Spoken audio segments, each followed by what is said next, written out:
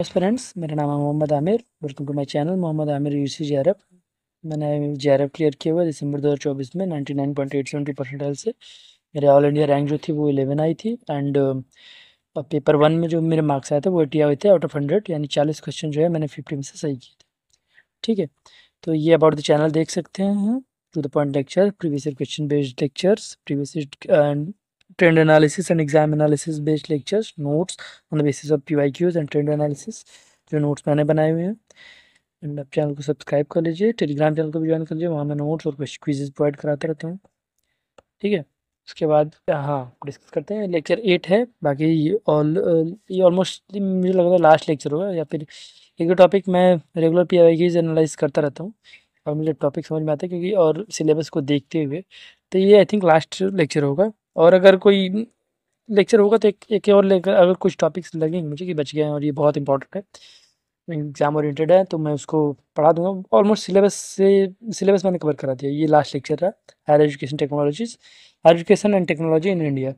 ठीक है, तो higher education and technology in India ये इसलिए इंपॉर्टेंट है कि हायर एजुकेशन के लिए जा रहे हैं आप, रिसर्च के लिए जाएंगे, पीएचडी के लिए जाएंगे, तो वो तो हायर एजुकेशन ही है। ठीक है, तो इससे देखिए स्वयं प्रभा, मूक्स और higher education technology in India, या फिर आईसीटी बेस्ड जो होता है मॉडर्न जो टीचिंग मेथोडोलॉजी है, उससे क्वेश्चन बहुत ज़्यादा बन रहे हैं। सात छः सात सात आठ क्वेश्चन जो बनते हैं इससे, उससे 3-4 क्वेश्चन इसी टॉपिक से आते हैं। ठीक है, तो डिस्कस करते हैं कितने टेक्नोलॉजीज़ हैं, कितने प्लेटफॉर्म्स हैं, कितने ऑर्गेनाइजेशंस बनाए गए हैं। पहला है एनपीटीईएल। ठीक है, national programme on technology enhanced learning, इसका फुल फॉर्म याद रखिएगा आप लोग। ये लॉन्च हुआ था 2003 में। और फुल फॉर्म और इस्टेब्लिशमेंट और किस मिनिस्ट्री के अंडर में, ये तो मतलब ऑलमोस्ट ये सब मोस्ट इंपॉर्टेंट जो वही मैंने डाले हुए नोट्स में। इसके जो फाउंडर्स हैं वो एमएचआरडी के थ्रू, पहले तो एमएचआरडी हुआ करता था, 2020 में मिनिस्ट्री ऑफ एजुकेशन हुआ, तो ministry of human resource development 7 IITs के साथ कोलैबोरेट करके, IIT Bombay, IIT Delhi, IIT Kanpur, IIT Kharagpur, IIT Madras, IIT Guwahati and IIT Roorkee, इन लोग साथ, और ISC Bangalore, Indian Institute of Science Bangalore, ये 8 इंस्टीट्यूशंस मिलके फाउंड किए NPTEL, National programme on technology enhanced Learning. ठीक है, ये स्वयं में एनपीटीईएल जो है वो आईआईटीज के साथ मिलके, मतलब आईआईटीज जो है स्वयं के थ्रू, अरे आईआईटी जो है वो एनपीटीईएल के थ्रू स्वयं पे टेक्निकल कोर्सेज पढ़ाते हैं। ठीक है, वो डिपार्टमेंट एनपीटीईएल और आईआईटीज के पास है। इसका ऑब्जेक्टिव ये था कि वो प्रोवाइड कर सके फ्री और accessible technical education to anyone interested in learning engineering and technological subject. ठीक है, तो मोस्टली जो है इंजीनियरिंग और टेक्नोलॉजिकल सब्जेक्ट जो है, नाम ही है टेक्नोलॉजी एनहेंस्ड लर्निंग। ठीक है, ये फ्री में और एक्सेसिबल टेक्निकल पढ़ा। उसके बाद ज्ञान दर्शन आता है, ये तो अभी 26 जनवरी 2000 को लॉन्च हुआ है। ये कोलैबोरेट करके MHRD, ministry of human resource development, ministry of information and broadcasting, Prasar Bharati and IGNOU, ठीक है, ये सभी लोग कोलैबोरेट करके ज्ञान दर्शन स्टार्ट किए हुए हैं 26 जनवरी 2020 को।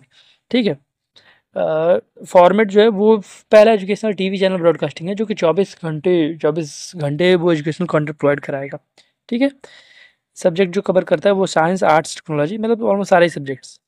उसके बाद ज्ञानवाणी, ज्ञानवाणी नाम से समझ में आता है कि रेडियो से रिलेटेड होगा। ये तो जून में ही आ गया था, 2006 में ही। और एफएम जो है 105.6 है, ये कोलैबोरेट करता है इग्नू के साथ। ठीक है, तो इसका एफएम, और ये लॉन्च एफएम को बहुत अच्छे से याद रखिएगा, ये 105.6 है। उसके बाद ज्ञानधारा है। ज्ञानधारा ये internet based audio counselling programme platform है। इसके फीचर्स हैं कि टीचर्स और एक्सपर्ट्स जो है वो कंडक्ट करते हैं लाइव डिस्कशंस वेरियस टॉपिक्स पे। तो स्टूडेंट जो है वो इंटरेक्ट कर सकता है उनके साथ टेलीफोन, ईमेल या फिर चैट के थ्रू लाइव सेशन में। ठीक है, और हाँ, इसमें जो है कंटेंट जो ज्ञानवाणी का है वो भी अवेलेबल किया जाता है जब लाइव सेशन नहीं चलता है। उसके बाद आता है डिजी लॉकर। डिजी लॉकर आप लोग यूज़ करते होंगे, नहीं भी करते होंगे तो मैं बता देता हूँ। डिजी लॉकर एक ऐप आता है फ़ोन में, एंड्रॉयड ऐप, iOS, सारे ऐप्स हैं। वो इनिशिएटिव लिया गया था डिजिटल इंडिया प्रोग्राम के through, ministry of electronics and information technology. Ministries काफ़ी इंपॉर्टेंट होती हैं। ठीक है, और जनरली ईजी रहता है, वो समझ में आ जाता है कि कौन सी मिनिस्ट्री लॉन्च की होगी।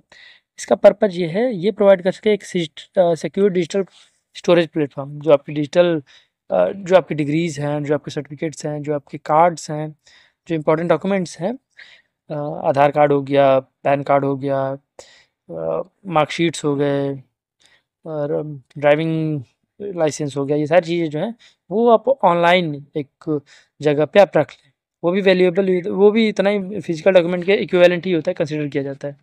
ठीक है। उसके बाद नेशनल एकेडमिक डिपॉजिटरी, जो कि ये भी है, ये 24/7 ऑनलाइन रिपोजिटरी। यहाँ पर जो है नेशनल एकेडमिक डिपॉजिटरी में, वहाँ पर रिपोजिटरी है एकेडमिक अवार्ड्स, जैसे कि एकेडमिक्स से रिलेटेड जो चीज़ें हैं, जैसे सर्टिफिकेट्स, डिप्लोमाज, डिग्रीज, वो सब मिलते हैं वहाँ पे।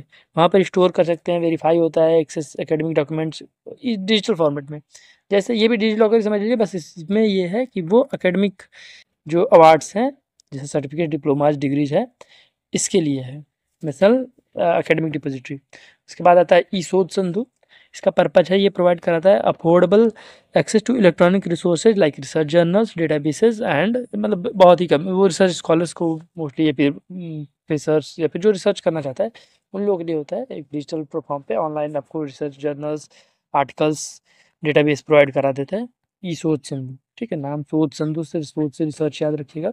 ये जो क्वेश्चन है, ये सारे जो चीज़ें हैं, ये डायरेक्ट क्वेश्चन आए हुए हैं यूसी नेट एग्जाम में। ये तो मुझे लगता है शोध सिंधु और शोध गंगा, ये तो जून का जो एग्ज़ाम कैंसिल हो गया था 2024 वाला, उसमें आया हुआ था, ये डायरेक्ट क्वेश्चंस आए हुए थे शोध सिंधु पर्पज, और आते रहते हैं ऐसे भी, पहले भी क्वेश्चंस आए हुए हैं। ठीक है। तो ई शोध जो है, जो वो कॉम्बिनेशन में है, जैसे यूजीसी, इन्फोनेट एंड एआईसीटी के through, AICT all India council of technical education, digital resource के साथ इनिशिएटिव्स, जैसे वो इनिशिएटिव्स हैं, यूजीसी, इन्फोनेट है हो गया, और एआईसीटी का डिजिटल रिसोर्सेज है, वैसा ही शोध संतु है। ठीक है। उसके बाद 8 पे आता है शोध गंगा। ये प्लेटफॉर्म है, ये डिजिटल रिपोजिटरी फॉर इंडियन थीसिसेज और डिजर्टेशन जो है वो सबमिट किए गए हैं पूरे कंट्री में, उस पे शोध गंगा पे भी, ये भी आपको जो रिसर्च स्कॉलर्स हैं, प्रोफेसर्स हैं, उन लोगों के काम की चीज़ है। ठीक है। ऐसे भी जनरली मास्टर्स के स्टूडेंट भी रिसर्च वगैरह की चीज़ें पढ़ते हैं, बैचलर्स के स्टूडेंट भी पढ़ते हैं, तो जिसको रिसर्च में इंटरेस्ट है उन लोगों के लिए ये चीज़ है। ये सबसे क्वेश्चन डायरेक्ट आते हैं। ठीक है। मतलब डायरेक्ट क्वेश्चन यही आया है कि ये किस लिए बना हुआ है, शोध गंगा किस लिए है। शोध गंगोत्री जो है वो यूजीसी और मिनिस्टर ऑफ एजुकेशन मैनेज करता है। इसमें ये जो कलेक्ट करता है, ये electronic version of research synopsis. ठीक है। पीएचडी रजिस्ट्रेशन के थ्रू जो जैसे आप रिसर्च पीएचडी में एडमिशन लेंगे, तो आपको साइनॉप्सिस वो करना होता है, सबमिट करना होता है। ठीक है।